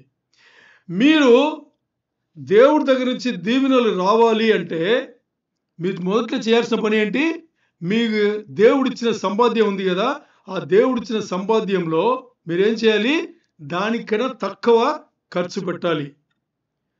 ఖర్చు పెట్టని డబ్బులు ఉన్నాయి కదా, దాన్ని మిగిలించుకోవాలి. మిగిలించిన డబ్బులను రిటైర్మెంట్ అకౌంట్కో లేకపోతే సేవింగ్స్ అకౌంట్కో పడేసి మర్చిపోవాలి. ప్రాక్టికల్గా చెప్తున్నా. అర్థం కాలేదా? అర్థం కాలేదా? ఇప్పుడు ఇంతవరకు జనరిక్ పెద్ద పెద్ద మాటలు, పై మాటలు భయంకరంగా మాట్లాడాము కదా, దానికి ప్రాక్టికల్ సొల్యూషన్ ఇప్పుడు మాట్లాడుతున్నాం. ప్రాక్టికల్ సొల్యూషన్ ఏంటి ఇప్పుడు మాట్లాడుతున్నాం. మీకు ఏది అర్థం అవ్వలేదో అది తర్వాత నన్ను అడగండి, సరేనా? ఓకే. ఇప్పుడు ఏం చేయాలి? ఇప్పుడు జీవితంలో ఏం చేయాలి? ఎంత సంపాదిస్తున్నామో దానికన్నా తక్కువ ఖర్చు పెట్టాలి. ఖర్చు పెట్టని ఒక మొత్తం ఉంటుంది కదా, దాన్ని ఏం చేయాలి? సేవింగ్లో పెట్టాలి. సేవింగ్లో పెట్టిన దాన్ని 6 నెలలకు ఒకసారి, సంవత్సరానికి ఒకసారి తీసి ఇన్వెస్ట్మెంట్లో పెట్టాలి. ఇప్పుడు అర్థమైందా? నేను డబ్బుల గురించే మాట్లాడుతున్నా. డబ్బుల గురించి మాట్లాడుతున్నాను అనగానే అంటే పరిశుద్ధ గ్రంథంలో ఉండేదాన్ని వదలలేం మనం. పరిశుద్ధ గ్రంథం చదివినా కానీ దేవుని బిడ్డలే కదా. దేవుని బిడ్డలు బాగుండాలా బాగుండద్దా? బాగుండాలి. బాగుండాలంటే ఏం చేయాలి? బాగుండాలంటే ఏం చేయాలి? ఇప్పుడు దేవుని ఎప్పుడు మంచిగా సేవ చేస్తాం? మన జీవితాల్లో బాగుంటేనే దేవునికి మంచిగా సేవ చేస్తాం కదా. జీవితాల్లో బాగుండాలి. దాని ఇచ్చాలా, దీని ఇచ్చాలా, అది లేదు ఇది లేదంటే దేవుని గుర్తు మీకు ఎప్పుడు వస్తుంది? ఎప్పుడు వస్తుంది చెప్పండి? ఎప్పటికి రాదు. దాంట్లోనే ఉండిపోతాం. సరే, ఇప్పుడు ఎందుకు ఇది చెప్తున్నామంటే, ఇప్పుడు ఏదైతే ఇప్పుడు చెప్పామో ఏం చెప్పాము? ఇప్పుడు మీకు సంపాదన ఎంత వస్తుందో దానికి తక్కువ మీరు ఖర్చు పెట్టాలి. ఖర్చు పెట్టకుండా మిగిలిన డబ్బులు మీరు ఏం చేయాలి? సేవ్ చేయాలి. అలాగ 1 సంవత్సరం పాటు 2 సంవత్సరాలు సేవ్ చేసిందని ఏం చేయాలి? ఇన్వెస్ట్ చేయాలి. ఇది మనం మాట్లాడాం కదా. ఇది ఒక్క నగ్గెట్. ఏంటిది? ఇది ఒక్క నగ్గెట్. బైబిల్ సిద్ధాంతంలో దేవుని బిడ్డలు జీవించాల్సింది. ఇప్పుడు మీకు ఈ ఊర్లో 10,000 వచ్చింది అనుకోండి. ఈ ఊర్లో మన ఊర్లో 2 లక్షలు, ఈ ఊర్లో 10,000 అనుకోండి. 10,000 మనకు వస్తే ఇప్పుడు మీరు 15,000 ఖర్చు పెడితే 2 లక్షలు వస్తుంది, 3 లక్షలు ఖర్చు పెడుతున్నారు. ఏం చేస్తారు? జీవితం ఏమవుతుంది? కొంచెం ఆలోచన చేయండి. జీవితం ఏమవుతుంది? సరే, దేవుని బిడ్డలు ఇలా జీవిస్తే దేవునికి మహిమకరమా? అది 10,000 5,000 ఖర్చు పెట్టి 5,000 మిగిలిస్తే దేవుడు ఏం చేస్తాడు? ఆశీర్వదిస్తాడు. ఆ 10,000 ఇంకో 5,000 పెంచుతాడు. అంటే వర్మానంలో, ఇన్కంలో పెంచుతాడు. మరి 10,000 వచ్చే చోట్ల 15,000 ఖర్చు పెడితే దేవునికి మహిమకరమైన జీవితం కానే కాదు. సరే, ఇప్పుడు ఉదాహరణగా తీసుకుందాం. 10,000 మనకు వస్తుంది, 4,000 ఖర్చు అవుతుంది. ఫ్యామిలీ ఇక్కడ ఉంటే చెప్తున్నా, 4,000 ఖర్చు అయింది. అదే ఎక్కువనే కాదా? ఓకే, బాగా ఖర్చు పెట్టామనుకోండి, సంతోషంగా ఉన్నాం. 4,000 అనుకోండి, 4,000 చాలా ఎక్కువ. నలుగురు ఉండే ఫ్యామిలీలో 4,000 చాలా ఎక్కువ. మిగతా ఎంత ఉంది? 6,000. ఈ 6,000 ఒక సంవత్సరం పాటు ఓ అకౌంట్లో పడేసాం. అది సేవింగ్స్ అకౌంట్. సేవింగ్స్ అకౌంట్ మీకు అర్థం తెలుసా? సేవింగ్స్ అకౌంట్ మీకు అర్థం తెలుసా? దానికి అర్థం ఏంటంటే దాన్ని ముట్టుకోకూడదని అర్థం. మనం ఏం చేస్తాం? అన్ని పెట్టేసి దాని నుంచే మరి తీసుకుంటాం. ఆ సేవింగ్ అనే పదానికి మీనింగే ఉంటుంది మన జీవితంలో. ఇప్పుడు ఓ సంవత్సరం పాటు పెడితే 12 6,000 కదా. సంవత్సరానికి 12 నెలలు 6,000. ఎంత డబ్బులు టక్కమని చెప్పండి? 72,000. ఆలోచన చేస్తే 72,000 అంటే 20 లక్షలు అండి. అంతే కదా, మన ఊరి డబ్బులో 20 లక్షలు. ఇప్పుడు 20 లక్షలను తీసుకెళ్ళి మరీ భయంకరంగా ఆశపడకుండా ఓవైపు ఏం చేస్తున్నాం అంటే సేఫ్గా, డేంజర్ లేని సేఫ్గా మీరు ఇన్వెస్ట్ చేశారనుకోండి, పెరుగుతుందా పెరగదా? ధనం మీ దగ్గర ఉంటుందా ఉంటుందా? ఉంటుంది. చివరిలో మీరు నన్ను అడగాలి. చివరిలో మీరు ఏమడగాలి? నన్ను అడగాలి. ఏంటి బైబిల్ గ్రంథ సూత్రాల నుంచి మాట్లాడి టబారి జీతాలు వచ్చావు? మీరు నన్ను అడిగితే చెప్తా, అడగలేంటే మీరు అలా వెళ్ళిపోవాల్సిందే. సరేనా? ఓకే. ఇప్పుడు ఈ జీవితం జీవిస్తాం అనుకోండి, డబ్బులు మిగులుతాయా? మిగులుతాయి. డెఫినెట్గా మిగులుతాయి. ఎంతమంది అలాంటి జీవితం జీవిస్తున్నారు? చేయొద్దు. మిమ్మల్ని మీరు కనుక్కోండి, మిమ్మల్ని మీరు పరీక్షించండి. ఎంతమంది అలాంటి జీవితం జీవిస్తున్నాం?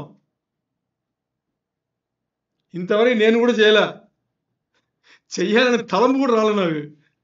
మరి ఈ వాక్యం ప్రిపేర్ చేస్తే బాబోయ్ అని అనిపించింది.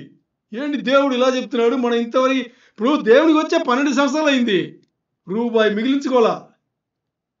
మరి దేవుడు ఏమైనా తక్కువ ఆశీర్వదించాడా? భయంకరంగా ఆశీర్వదించాడు. మా జీవితంను ఇక్కడ కంటి ముందు చూసిన వాళ్ళు మీరు ఉన్నారు, ఇక్కడే చూసిన వాళ్ళు మీరు ఉన్నారు. ₹1 మిగిలించుకోవాలా. ఏంటిది దేవుని వాక్యం ఇలా చెప్తుంది? ఇప్పుడు బుర్ర ఉండే వాళ్ళు చెప్పొచ్చు కదా, బుర్ర వాడేవాళ్ళు దీన్ని కొంచెం ఆలోచన చేయాలా వద్దా? సీరియస్గా ఆలోచన చేయాలి. నేనైతే సీరియస్గా ఆలోచన చేస్తున్నా, దీని ప్రకారం మనం నడుచుకోవాలని సీరియస్గా ఆలోచన చేస్తున్నా. అంటే మీరు ఏం అనుకోకూడదంటే ఏదో మార్క్ బ్రదర్ దగ్గర ఏదో భయంకరంగా ఉంది, దాన్ని ఏదో చేయబోతున్నాడు. నేను ఇప్పుడు చెప్తున్నా, దంపుడు లేవు. నా ఉండేదన్నీ నేను ఎవరికో చేయాలని నేను అనుకుంటాను, కానీ ఏది కలిగి ఉన్నానో అది ఎవరైనా ఆపదలు ఉంటే వాళ్ళకి వెళ్ళాలని నేను అనుకుంటాను, కానీ నాకు వాడుకోవాలని నేను అనుకోవాలా ఇంతవరకు. మరి అలా అనుకుంటే తప్పు కాదు అని వచనాలు చెప్తుంది. ఇప్పుడు అంతే, అదే కదా విన్నామా లేదా? అది సరే. ఇప్పుడు ఎలా చేయాలి మరి కదా? ఇంతవరకు విన్నాం, బాగానే ఉంది. మనకు ఒక ప్రశ్న వస్తుంది. ఏమొస్తుంది తెలుసా? నువ్వు ఒకడు, నాకు వచ్చేది నాకే సరిపోలా, కుటుంబం ఉంది, నా కుటుంబం వరకు పర్లేదు అనుకుంటే ఇంకా నాతో పుట్టిన వాళ్ళు, భార్యతో పుట్టిన వాళ్ళు, నేను వాళ్ళకు కూడా చేస్తున్నానా లేదా? హలో, నన్ను చూడాలి. చేస్తున్నానా లేదా? నేను చేస్తున్నా. ఎందుకు చేస్తున్నా? దేవుడు నన్ను ఆ డైరెక్షన్కి తీసుకెళ్తున్నాడు, ఆ దశలకు తీసుకెళ్తున్నాడు, నేను చేస్తున్నా. ఇప్పుడు నాకే సరిపోలా, నేను ఇంకోటి ఇచ్చేయాలంటే అప్పు తీసి చేస్తున్నా. నువ్వేదో చెప్తావేంటి? ఏం చేయమన్నా? నేను వచ్చే దీనికన్నా తక్కువ ఖర్చు పెట్టమన్నా.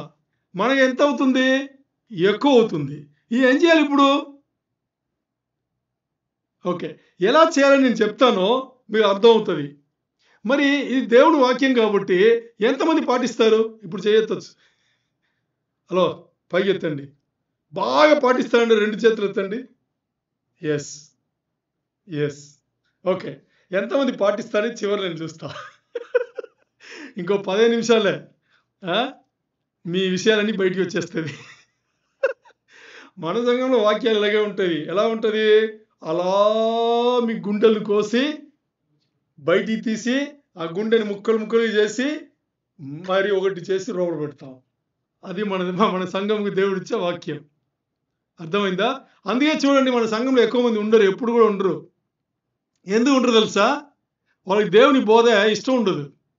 నిజమైన దేవుని బోధ వాళ్ళకి ఇష్టం ఉండదు. అందుకని ఎక్కువ మంది ఉండరు. చాలామంది ఇదేంట్రా బాబు ఇలా మాట్లాడుతున్నా వెళ్ళిపోతారు. దేవుని వాక్యం ఇంతవరకు మిమ్మల్ని ఐస్ పెట్టి మీ దగ్గర డబ్బులు తీసుకోవడానికి సంఘాలు మీరు చూసి ఉంటారు. ఈ సంఘంలో మీ దగ్గర ఎవరు డబ్బులు అడిగారు? ఏమైనా అడిగారు? మీరు ఏదో పరిచర్య కదా, ఏదో చేస్తున్నామని మీకు ఇక్కడ ఏదో గుచ్చి మీరు ఇస్తేనే, లేకపోతే ఎవరు ఏమో అడగరు. ఎందుకంటే ఇది దేవుని సంఘం. దేవుని సంఘంలో దేవుడు ఉంటాడు, కానీ డబ్బులు ఉండదు. డబ్బులకు అస్సలు చోటు ఉండదు. డబ్బులు దేవుని బిడ్డకి వెంటపడాలి, కానీ దేవుని బిడ్డ డబ్బుకి వెంట పడకూడదు. అదే దేవుని మాట్లాడింది. సరే, ఇప్పుడు పరిశుద్ధ గ్రంథం ఏం చెప్తుందంటే ఇవన్నీ నువ్వు పొందాలంటే ముందు నువ్వు చేయాల్సిన పని, ముందు నువ్వు నీకు ఇచ్చుకో అంటున్నాడు దేవుడు. ఏమంటున్నాడు? ముందు నువ్వు, నేనేం చెప్పాను చెప్పండి? ముందు నువ్వు నీకు ఇచ్చుకో. Pay yourself first. ఎక్కడి నుంచి? సరే, ఇప్పుడు జీతం వస్తుంది. మొదటి 10% ఎవరికి ఇస్తాము? నార్మల్గా ఎవరికి ఇస్తాము? దేవునికి ఇస్తాం. ఇస్తున్నావా? నేనైతే అడగలేదు బాబు, నేను అడగలేదు, నేను అడగను, ఎప్పుడు అడగను. ఒకవేళ సంఘ కార్యక్రమం కావాలన్నా నేను దేవుడితో అడుగుతాను, కానీ మనుషులతో ఎప్పుడు అడగను. మనుషులు ప్రేరేపించి, దేవుడు ప్రేరేపించి మనుషులు ఇస్తారు, కానీ నేను అడగను. ఇంతవరకు అడిగే పరిస్థితి దేవుడి పట్ల. అర్థమైందా? సరే, ఇప్పుడు 10,000 ఈ ఊర్లో ఓ ఎగ్జాంపుల్ కోసం తీసుకుంటున్నా. ఎంత ఉంది, ఎంత అడగకూడదు నన్ను. ఓ ఎగ్జాంపుల్కి ఓ రౌండ్ ఫిగర్ చెప్తే మీకు అర్థమవుతుంది. 10,000 మొదటి 10% ఎవరికి? ప్రథమ ఫలం కదా. ప్రథమ ఫలం దేవుడికి వెళ్ళాలి 10%. చేస్తున్నారా చేయరా అనేది మీ ఇష్టం. అది నాకు సంబంధం లేదు. ఎందుకు తెలుసా? రేపు అన్ని అయిన తర్వాత పైకి వెళ్ళేటప్పుడు దేవుడు నన్ను అడుగుడు, మిమ్మల్ని అడుగుతాడు. సరేనా? ఓకే, ఆ 10% ఇక్కడే పెట్టాలా? అవసరం లేదు, మీ ఇష్టం. లేని వాళ్ళకి చేయాలి. ఎవరికి చేయాలి? విధవరాళ్ళకి వెళ్ళాలి, లేమిలో ఉండే వాళ్ళకి వెళ్ళాలి, అనాథలకు వెళ్ళాలి. దేవుడు చెప్పింది ఈ 3 మాట, వాళ్ళకి వెళ్ళాలి. సరే, మొదటి 10% దేవునికి. దేవుడు అంటే ఈ ముగ్గురే. మొదటి 10% వీళ్ళకి, రెండో 10% మీకు.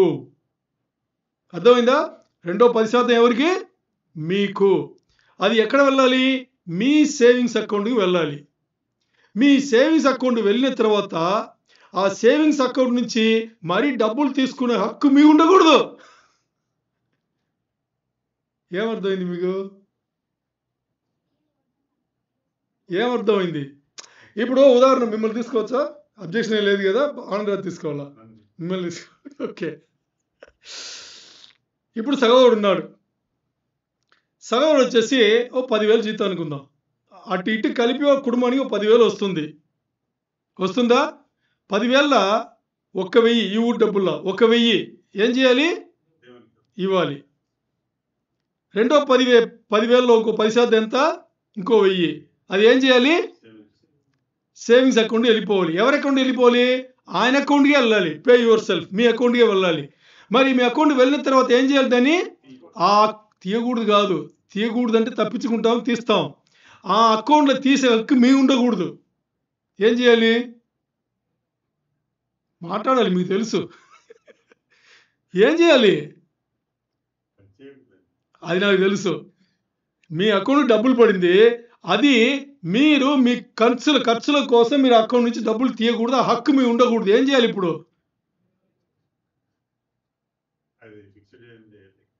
హలో, సేవింగ్స్ అకౌంట్ ఉంది, ఇంకా ఫిక్స్డ్ మనం రాలే. ఇంకో 6 నెలల తర్వాత, సంవత్సరం తర్వాత ఫిక్స్డ్ వస్తాం. ఇప్పుడు దానికి రాలే. ఇప్పుడు ఏం చేయాలి? మీకు హక్కు ఉండకూడదు. ఏం చేయాలి?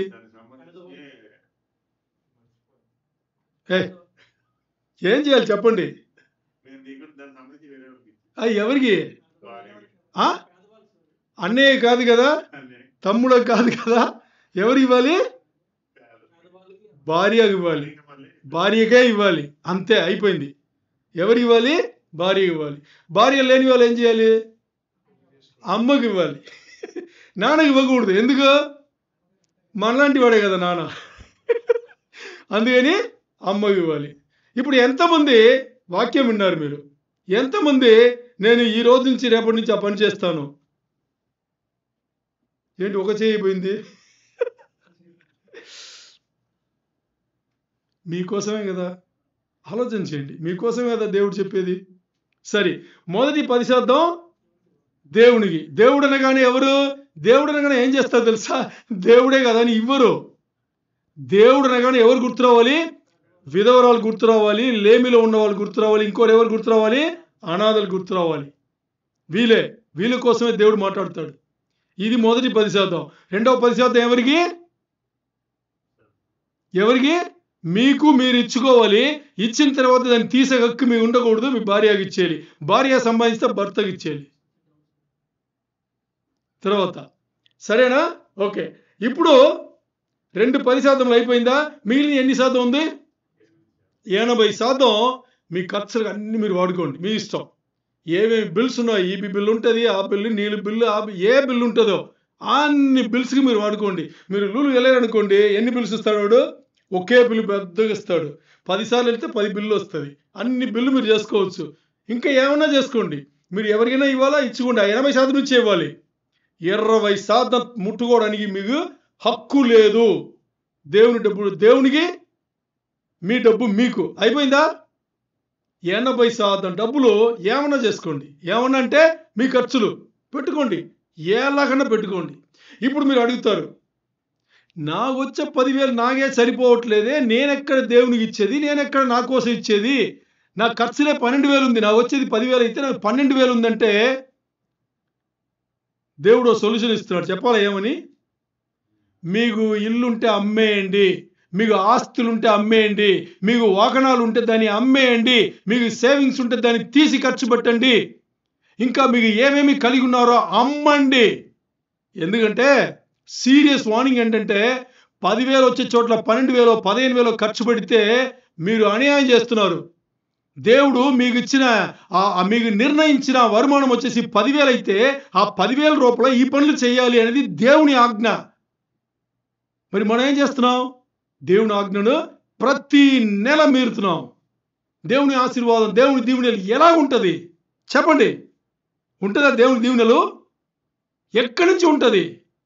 మీరుతున్నారు, భయంకరంగా మీరుతున్నారు, ప్రతి నెల మీరుతున్నారు. దేవుడి దగ్గర నుంచి ఆజ్ఞ ఉందని తెలిసి మీరుతున్నారు. దేవుడు ఒప్పుకోడు.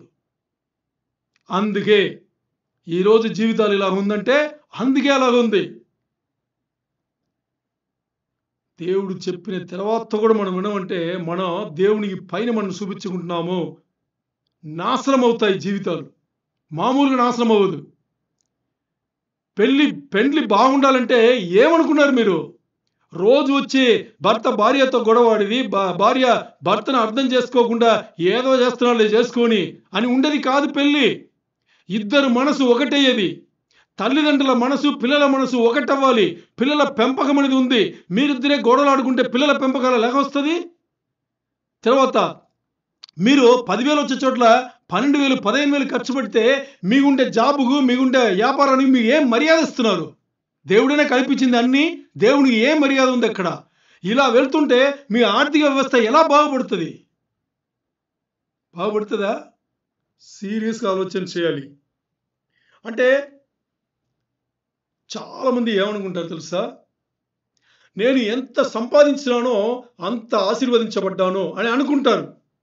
నిజమైన సూత్రం అది కాదు, నిజమైన ప్రిన్సిపల్ అది కాదు, నిజమైన మంత్ర అది కాదు.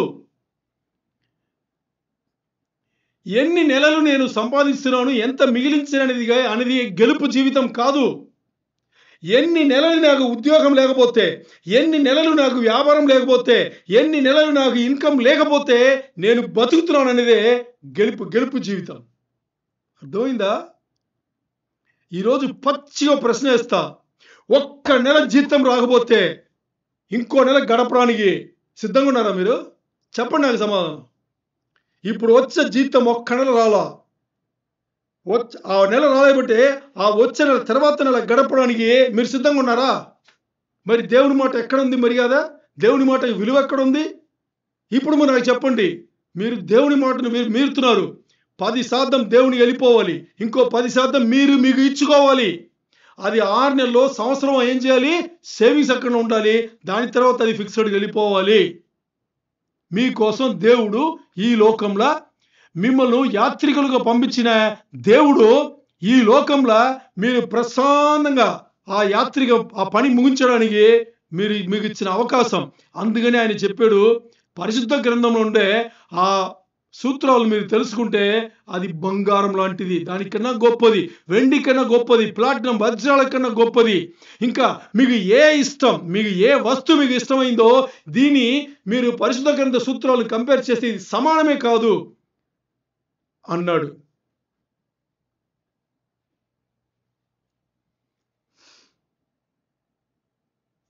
ఏం చెప్తున్నాడు తెలుసా వచనంలో? నేను ముగిస్తున్నా. Proverbs 3 chapter 3 అంటే సామెతలు 3వ అధ్యాయంలో 11 11 కదా, 13 13 14 15 16లో అక్కడ చూడండి. 14 చదవండి. రహస్యం అక్కడ ఉంది. వెండి సంపాదించుట కంటే ఓకే. జ్ఞానము సంపాదించుట మేలు. ఉమ్, అపరంజి సంపాదించుట కంటే ఉమ్. జ్ఞాన లాభమునందుట మేలు. ఆహా. ఏవి లాభం? జ్ఞాన లాభం. జ్ఞాన లాభం అని ఉంది కదా, ఆ లాభం అని తీసుకోండి. లాభం అని ఉంది కదా, ఏం అర్థం దానికి? లాభం అంటే ఏం అర్థం? ప్రాఫిట్ కదా. ప్రాఫిట్ అనేది ఇంగ్లీష్, లాభం అనేది తెలుగు, తమిళ కూడా అంతే. ఏం అర్థం చేసుకున్నారు దాన్ని? అంటే మీరు వెండి సంపాదించుకున్నా, బంగారం సంపాదించుకున్నా, ప్లాటినం సంపాదించుకున్నా, వజ్రాలు సంపాదించుకున్నా, దానికన్నా గొప్పగా మీకు లాభం ఇచ్చేది పరిశుద్ధ గ్రంథ సూత్రాలు అని ఆ వచనం చెప్పింది. అర్థమైందా లేదా? ఇవన్నిటికన్నా పరిశుద్ధ గ్రంథ సూత్రాలు గొప్పది, పెద్దది, దేనికి సమానమే లేదు అని ఆ 14 వచనం చెప్తుంది. దీనికి ఏమర్థం అంటే మీరు అడగకుండా ముందే నేను మీకు చెప్తాను. ఏం చెప్పాలంటే,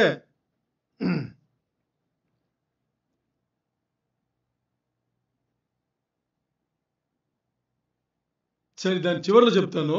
దానికన్నా ముందు ఒకటి చెప్పేసి చెప్తాను. ఏంటి అంటే, ఇప్పుడు పరిశుద్ధ గ్రంథ అంటే బైబిల్ ప్రిన్సిపల్స్ అంటాం కదా, పరిశుద్ధ గ్రంథ సూత్రాలు అంటున్నాం కదా. ప్రతి మాట, ప్రతి పదం, ప్రతి వచనం అలాంటిది, విలువైనది. మరి దీన్ని తీసుకుంటే ఇంత లాభం ఉంది. మీ జీవితానికి ఏమి కావాలో అది ఇస్తుంది. ఏది?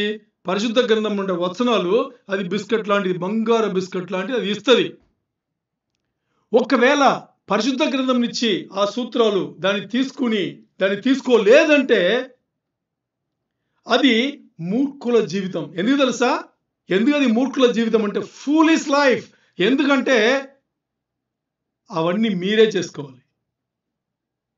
ఎప్పుడు కూడా జీవితంలో చూడండి, ఒక కంపెనీలో పెద్ద పొజిషన్ ఉండేవాళ్ళు ఒక్క పైసా ఖర్చు ఉండదు వాళ్ళకి. తెలుసా మీకు? ఓ కంపెనీలో 5% ఉంటారు కదా, మేనేజ్మెంట్ పొజిషన్లో పెద్ద పొజిషన్ ఉంటారు కదా, వైస్ ప్రెసిడెంట్ కానీ, సిఓ కానీ, సిఇఓ కానీ, పొజిషన్లు ఉంటారు కదా, డైరెక్టర్స్ కానీ. వీళ్ళకు వచ్చే జీతం వచ్చేసి అలా మిగిలిపోతుంది. ఎందుకు తెలుసా? వీళ్ళ ఫోన్ బిల్లు కంపెనీ బేస్ వస్తుంది, వీళ్ళకి కారు కంపెనీ ఇస్తుంది, కారు పెట్రోల్ కంపెనీ ఇస్తుంది, కారు వాష్ చేస్తే వాళ్ళు బిల్లు ఇచ్చేస్తారు. వీళ్ళు ఎక్కడనే వెళ్ళి భోన్ చేసి ఆ బిల్లులు ఇస్తారు. పిల్లల చదువు వాళ్ళు డబ్బులు ఇస్తారు, మెడికల్కి వాళ్ళే డబ్బులు ఇస్తారు, ఇన్సూరెన్స్ అని అన్ని ఇస్తారు, అన్నిటికీ వాళ్ళే ఇస్తారు. వీళ్ళు తీసుకున్న జీతం మిగతా. అలాంటి జీవితం, దానికన్నా ఇంకా గొప్ప జీవితం పరిశుద్ధ గ్రంథం ఉండే సూత్రాలను పాటిస్తే దానికన్నా గొప్ప జీవితం దేవుడిస్తున్నాడు. ఒకవేళ మీరు అది పాటించలేదంటే అవన్నీ మీరే ఇచ్చుకోవాలి. ఇప్పుడు మీరు ఏ జీవితంలో ఉన్నారు తెలుసా? మీరే ఇచ్చుకునే జీవితంలో ఉన్నారు. దేవుడు ఇచ్చే జీవితంలో, అంటే దేవుడు ఇచ్చిన దీవెనలను తీసుకునే ఆశీర్వాద జీవితంలో మీరు లేదు. ఇప్పుడు పౌరుషం రావాలి అని 1కి 4 గ్రంథములు ఉన్నాయి ఇంట్లో, ఉన్నాయా లేదా? ఏదో ఒక్క గ్రంథం ఇప్పి ఒక్క పదం రోజు చదివినా అది హృదయాన్ని తాకాలి, ఆ హృదయం మార్పు తీసుకురావాలి, దేవుణ్ణిలో ఎదుగుతాము. అప్పుడు ఆ జ్ఞానం కలుగుతుంది. ఆ జ్ఞానం కలిగేటప్పుడు ఆటోమేటిక్గా అన్నిటికన్నా విలువైన గొప్ప ఒక జీవితం మనకు వస్తుంది అని గుద్ది గట్టిగా ఇన్ని సార్లు చెప్పినా, ఇంత వస్తుంది, నేను ఇంత ఖర్చు పెడతా, నేను మిగిలిన డబ్బులు నేను వాళ్ళకిస్తా, వీళ్ళకిస్తా,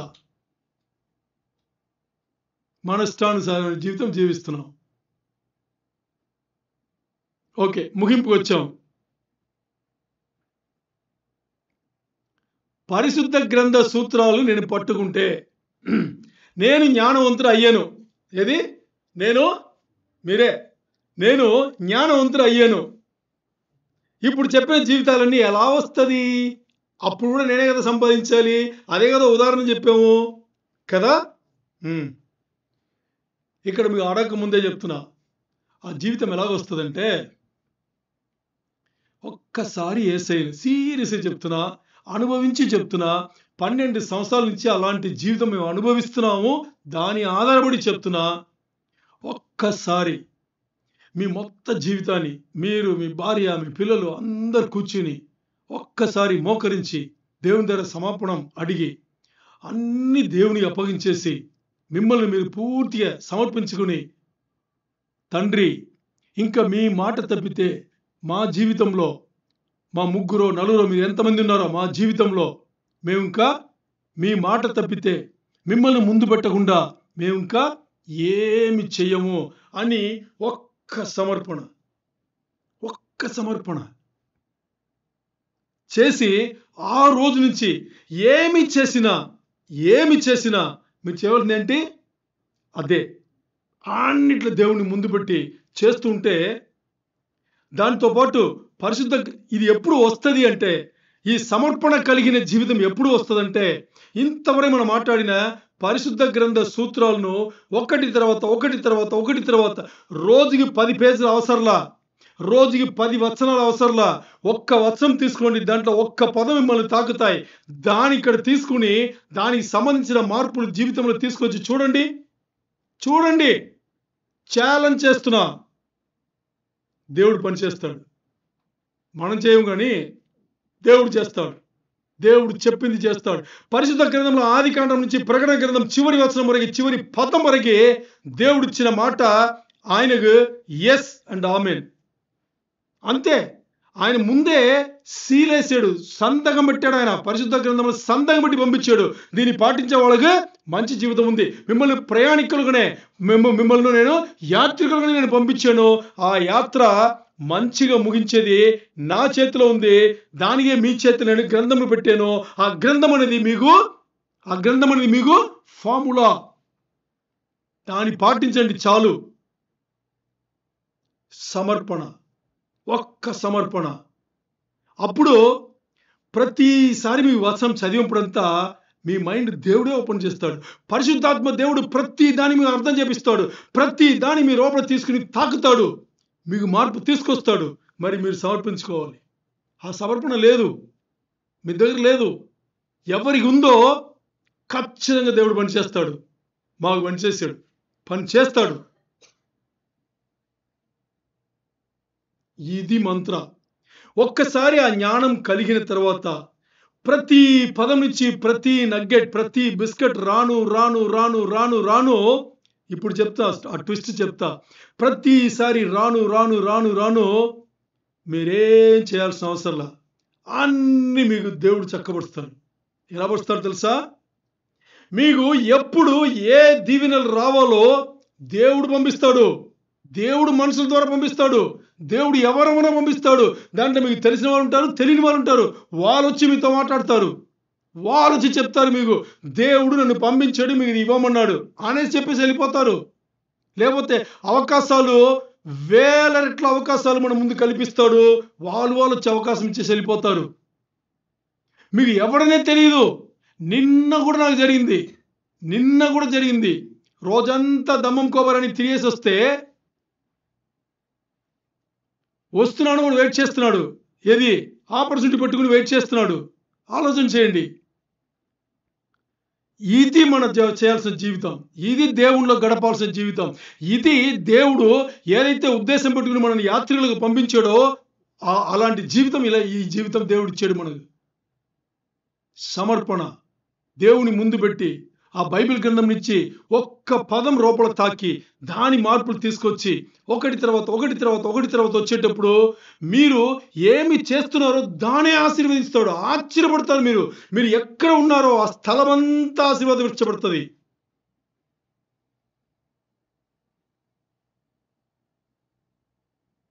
దేవునికే మహిమ కలుగును గాక.